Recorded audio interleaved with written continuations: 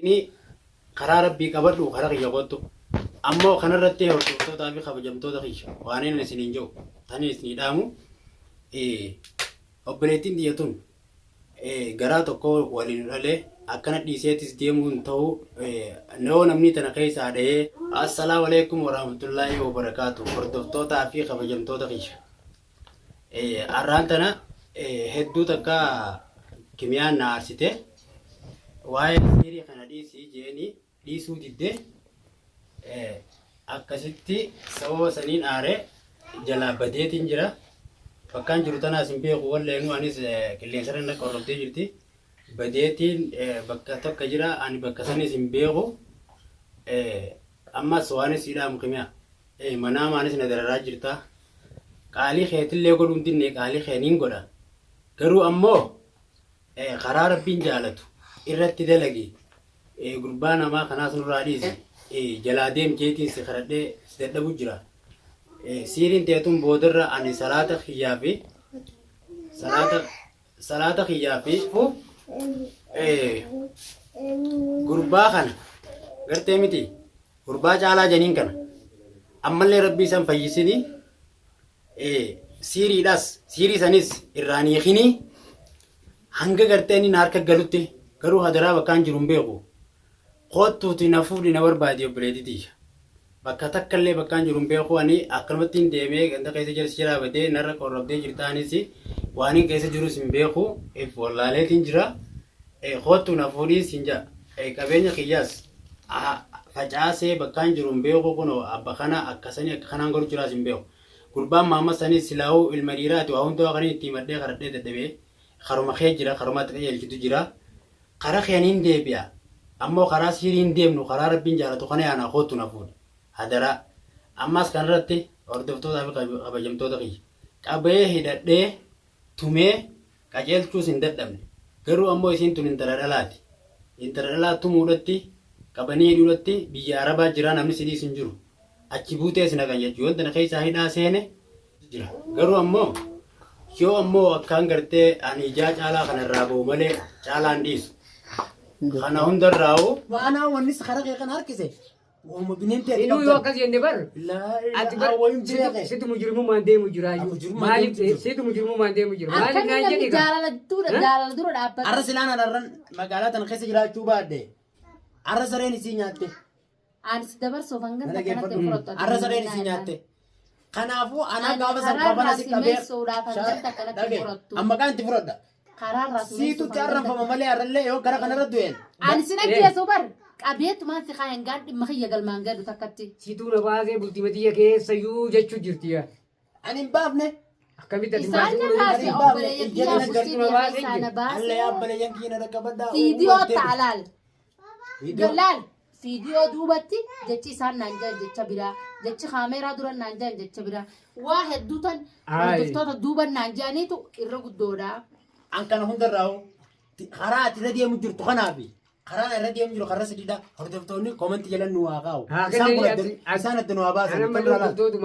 hordoftoonni ma ati irraa dhaabbadhu numa siin jaa tamaan boru hordoftoonni waan hordoftoonni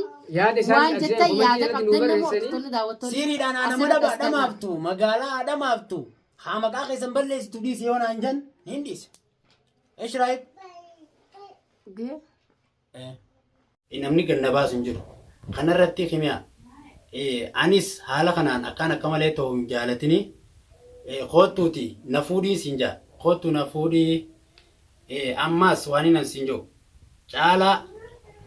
caalaa waa'ee caalaadhaa alaa jambi godhi si fayyiseetiin dura si qulqulleeffadhee sanbooda waa'ee jaalateetillee itti deebine yoo caalattiin deebi'ettee ittiin si deebisa caalatti siin deebisa garuu immoo karaa sobaa kanaan naan hin deeminii dhiisii kottu karaa kiyya waa hundarraa'u karaa kiyya kottu qonna fuudhii irraa wal mari'annaa bakkaan jirus hin beeku if wallaaleetiin jiraani deemuttiin jira waa hunda keessaa beetiin jira karaa kiyya kottu na fuudhiin siin jaa hordoftoota kiyya du'aa'ee naa godha hedduu takka rakkadhee rakkoo akka malee keessa jira isiin tun silaa ilma dhiiraa taate akka hundaa godhuu hin danda'a intala dhalaa taate karaa kaaniin rooroo nurra deemaa jirti karaa kaaniin nutis wal dhabnee jirra haala kanaan akkamitti akka walitti deebinus kana hundarraa anis akka malee na gootee jirti keessa qeensana keessa jirti waan gurba goote san gubbarratti qilleensarra nagalakkisuun dhabduun beeku ani aara sanii wajjin silaan aaruu baadhee siiriin sii waa takka nan gootu garuu ammoo warra isiidhaaf dalaydee jirta aaraa wajjin wal qabatee naas barbaadaa jirtu kaayyuma gartee ifirra jirtu san qofarra jirtu waan ta'eef ani viidiyoo isin galakkisaa jirtullee ilaalle telefoonaa osoon deemuu narraa fudhatanii akkasitti ijoolleen takka ijoollee Oromoo gaggaafadhee itti dhaqee mana isaanii naqabdee barbaadanii akkasitti irraa naa fuudhanii telefoona illaanuu akkanumatti fuudhee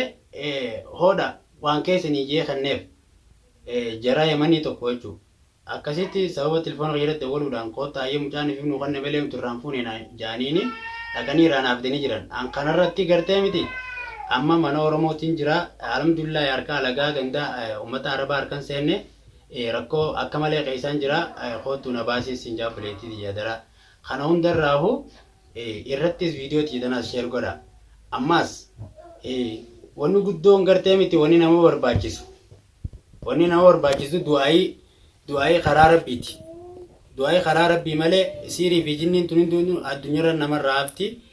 Addunyaarratti rabbiin akka jee waan isin hojjettan hundaa'u isiniifin dalagaa isiniifin qeebalaa jee waan san cufaayin telefoon. Isiniifin qeebalaa garuu immoo guyyaa akhiraa isinirraa hin qabalaa jee. Guyyaa akhiraattis nu dhabsiisu jirta himiyaa ta'e.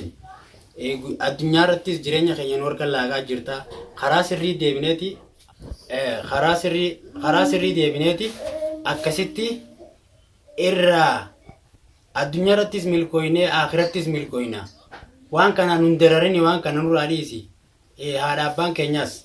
ummanni ollaa hundi nutti dhufanii isin ilmaan akkanaa dhaltanii ilmaan akkanaati ilmaan keessan ilmaan siriiti addunyaa fasaadaa jiranii nurraa qabadhaa ilmaan akkanaa isinumaa dhalee isin ilmaan Oromoo ilmaan Muslimaati kanaafuu akkas jechaa jiranii warri keenyallee dararamaa jira waan kana dhiisi karaa rabbii kanarra deebineeti uummata Oromoollee uummata Oromoo kan Muslimaa araarfannee wajjin jireenya keenya kana gaa jiran akka addunyaarrattis jireenya gammachuu akhirattis jireenya gammachuu jiraannu taana